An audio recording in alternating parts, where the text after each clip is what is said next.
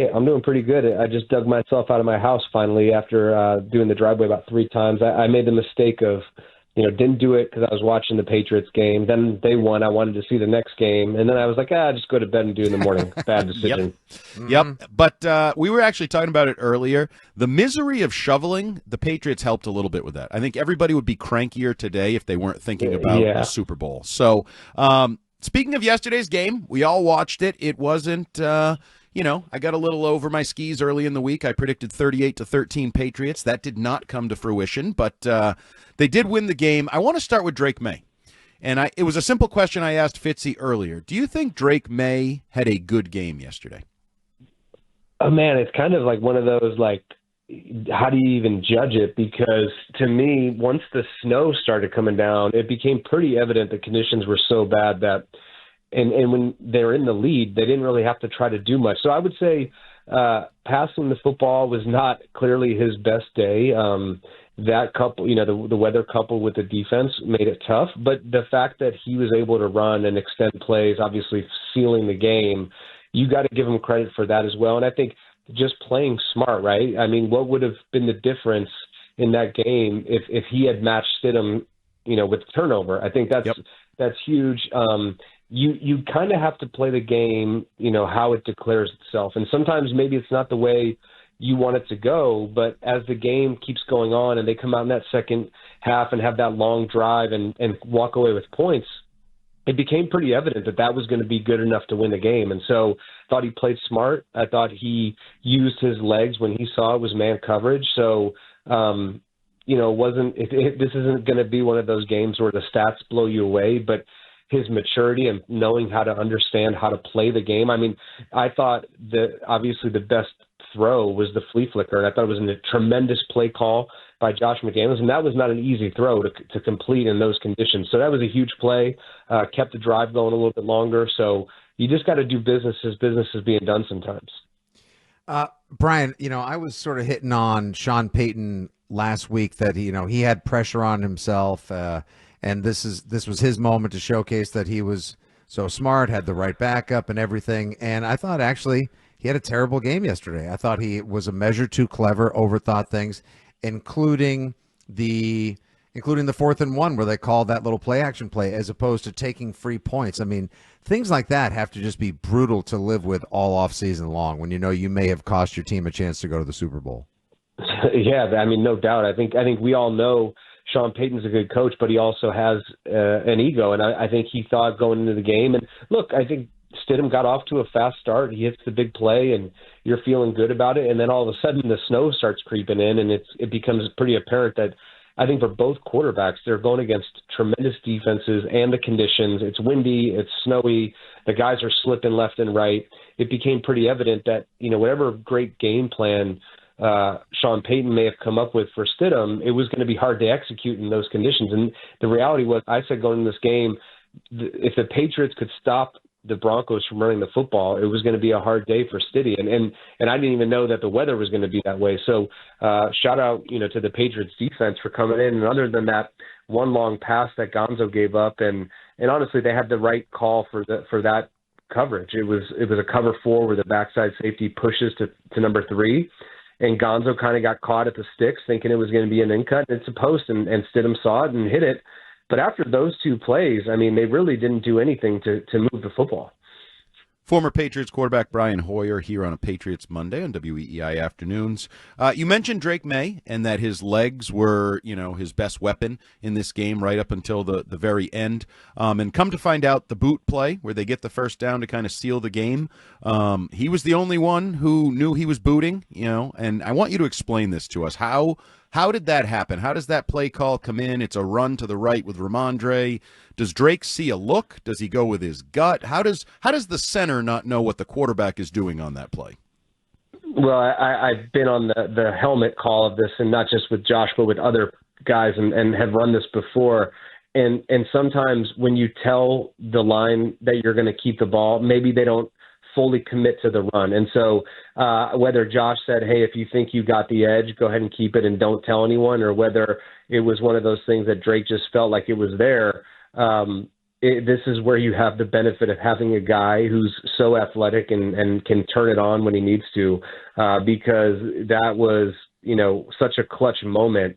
And look, did the Broncos score if you have to punt the ball back there? Probably not. But this is the NFL. Crazy stuff happens in these conditions. Someone breaks a tackle and they're off to the races. And so it was a huge play. But I think what probably happened was Josh called the play, to sprint 38 to the right, as you mentioned. And he said, Drake, if you feel like you got it, just go ahead and keep it and don't tell anyone. And I think that's part of the sell. When the whole line thinks that they're running right, and they're trying to get those yards to get the third down, they're going to bust their butts to try to get over there. And so it gives it more of a sell. It gives Drake that extra half second to separate the defense and make sure that he can get the first down. So, Brian, what did you think Denver did really well yesterday on defense to try to, well, not even try to basically kind of weather aside, stall out the Patriots offense and confuse them a little bit? And ultimately, going forward 2 weeks from now, is there anything Seattle could learn from what Denver did to the Patriots offense? Yeah, I thought they were aggressive. I think that was the biggest thing was you see Ofonga down there by the line of scrimmage, and he's trying to blow up the running game. And it doesn't matter where Drake tries to get the receivers, it's hard for them to block them. He takes a few shots on Pat Surtain. I didn't think that would be really part of the game plan, but they tested it out. It didn't work out.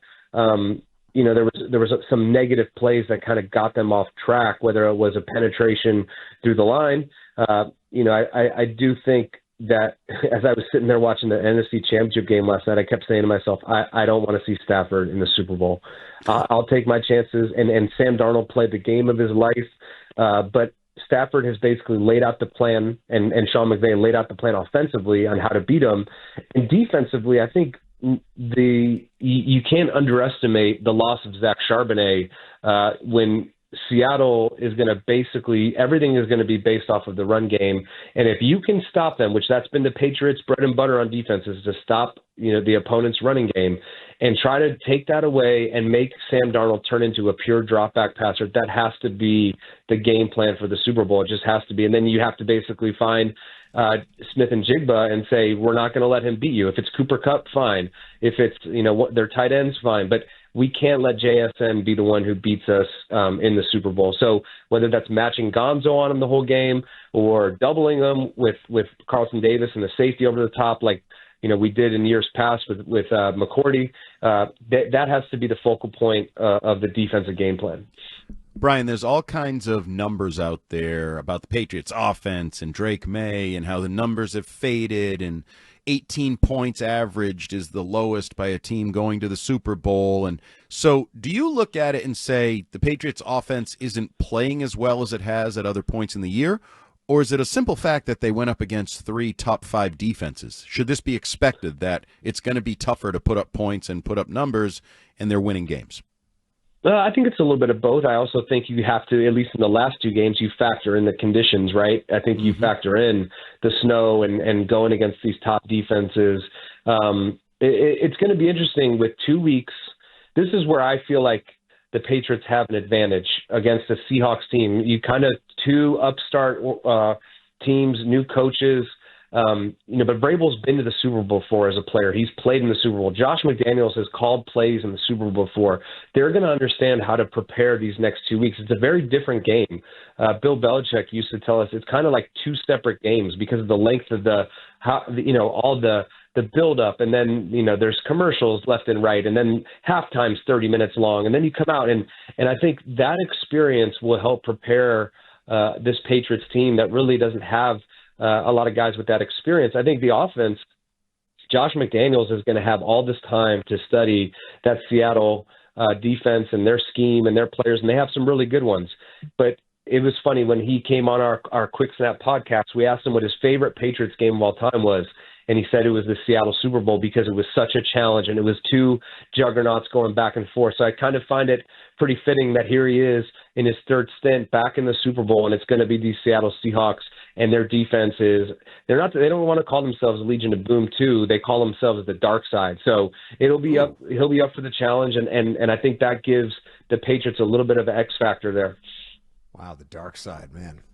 That's something else. But yeah. let's just try to take like a little step back here and just look at this in the season and everything they've accomplished on the whole. What is the one something about what the Patriots have accomplished this year, aside obviously from reaching the Super Bowl, that is most remarkable to you, Brian? Because I mean, I know the NFL is set up in parity and whatever to turn around and get better again from 4-13 to something else, but there's no gambling booth. There is no bingo card that possibly could have had 4-13 to 17-3 in 13 months calendar time.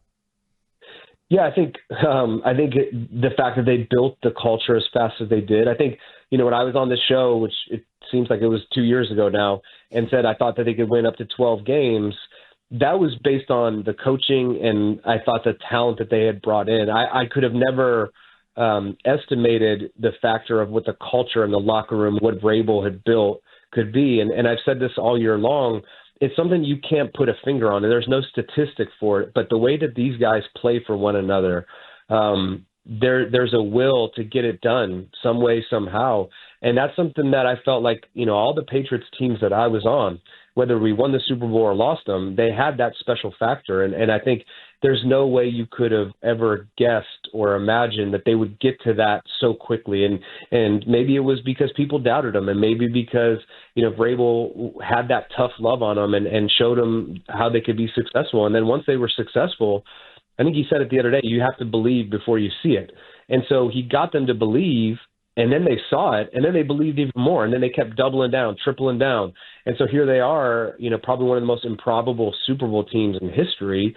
And I like the fact that they're counting them out right again, because don't think that those guys aren't going to sit there for 2 weeks and say, we belong here, and we're going to show the world that we can win this game.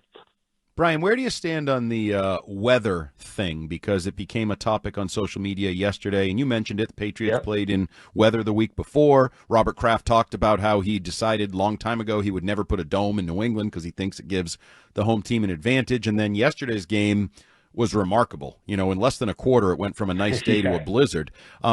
Is football and outdoor cold weather take the elements for what they are sport, or there's a lot of people that believe that championship caliber games should be played in either nice weather or domes? Where do you fall on that? I love it. This is like when I look outside the window right now. When I was a kid, growing up in Cleveland, this is when the snow started to fall. You called up your buddies and said, "Let's go play football in the backyard." That's just, to me, how the game should be played. And the reality is, and I thought Stidham answered it. He's like, both teams had to play in the same conditions. Okay, I don't want anyone to make an excuse about, well, it could have been a different outcome. What did Mike Tomlin say? I'm not going to say it on here, but like my aunt and my uncle, it is what it is. Like, where do we get so soft as a society that we want to make an excuse for everything? The reality was the game started. It was beautiful. The sun was out. The clouds rolled in. It started to snow, and both teams had to play through it. And sometimes I think embracing it and having that mental toughness is something that can get you over the edge. So I'm all for it. I'm glad that the Patriots will never have a dome. I'm glad that the Buffalo Bills are building this new stadium and they chose not to have it be a dome. Now, I get it. No one wants to go sit in the Super Bowl and pay $10,000 for tickets and sit in the cold. So you're never going to have probably a New York Super Bowl ever again. But to me, when I think of football, I think of December, playing out in the elements in the cold. And maybe that's because I went from Cleveland to Michigan State, where we played outside in the cold, to New England, where we embraced it. It would be 15 degrees below zero with the wind chill, and we're outside practicing on a Thursday. Guys are getting frostbite. And to me, that's what I thought it was supposed to be. Well, you mentioned the Buffalo Bills. That's at least my last question here, Brian, since I know by the time we speak next, it'll just be all hyper-focused on Big Game 60. But regarding the Buffalo Bills, how intrigued or entertained or, just what would your reaction be if Buffalo expressed potential interest in and/or Bill Belichick actually came back out of the college ranks and joined the NFL and coached Josh Allen for a couple of years? That would be wild. That would be absolutely wild. To me, if you're we don't have time to dive into Terry Pagula and that awful press conference that he had. He's not. Brandon Beane is not going to, and Terry Pagula are not going to give total control to Bill Belichick, which we all know that's what he's going to want. And to me, what they're going to look for after having a defensive guy for the first part of Josh Allen's career, they're going to look for an offensive guy. I mean, the fact that they're bringing in Phillip Rivers kind of shows their hand a little bit. So I wouldn't be shocked if it ends up being a Clint Kubiak, or if it even if they go back to Daboll. I know Daboll has a tremendous relationship with Josh Allen, but I have to imagine that they're going to try to get somebody with an offensive mind in there to try to get Josh Allen over the hump. Brian, before we let you go, I know some uncertainty on our schedule, your schedule for next week. I'm not asking you for a prediction, but just some early thoughts on this game. You're right, the Seahawks are favored. Everybody thinks the Seahawks are probably going to win. What are your early thoughts on this matchup? I think it's going to be a tremendous game. I think it's going to be back and forth. I do believe from watching the game last night that there is a path in which you follow to beat the Seahawks. One, they're not playing at home in front of that crowd, which they feed off of, which helps them when they're on the defense. I think Matt Stafford, if you look at his last two games up in Seattle, I mean, he has been lights out and throwing the ball down the field on these guys, which we all know in good conditions. Drake Maye has been one of the best, if not the best, quarterback in the league. Defensively, I think this matchup favors the Patriots because they're going to stop the run. Now you got to rally. This fellow Spartan of mine, Kenneth Walker, he's like a little jitterbug back there. He's going to give you a run for his money. But you stop the run game, you take JSN out of the game with Gonzo or double him or somehow, and you put pressure on Darnold and don't let him outside the pocket. He's one of the best quarterbacks thrown on the run. That has to be the core game plan, the keys to the game. And I think if that's the case, it comes down to a game-winning field goal for either team at the end of the game. Ooh, I'll sign up for that game that you just described. Appreciate you joining us today. Appreciate you joining us all year. Like I said, not sure if we'll talk to you next week, but we'll talk to you down the road. And either way, enjoy the Super Bowl 60 that we have ahead of us. All right, same to you guys.